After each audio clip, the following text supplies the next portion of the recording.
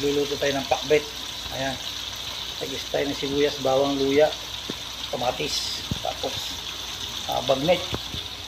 Ito pa yung sahog ng bagnet. Tapos ito yung ingredients natin, bagoong.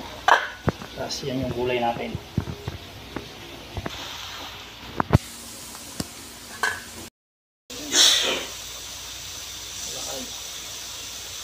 Pakbet.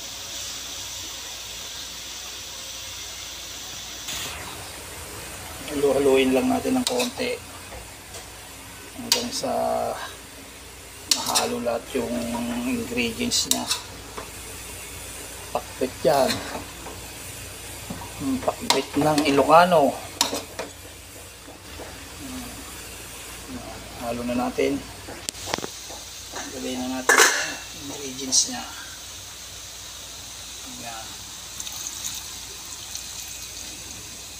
Bagoong. Yan. Bagoong balayan. Baka naman. Tapos ganyan na yan. Wala tayong pantakip. Maliit yung takip natin. Oh. Maliit.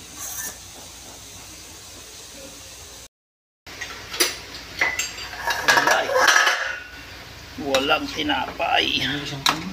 Sige. Hilaw pa yata. Hilaw pa sides. Maya maya.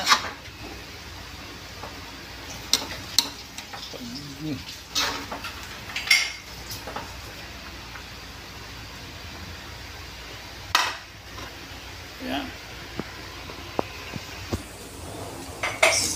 Diyan na mo to.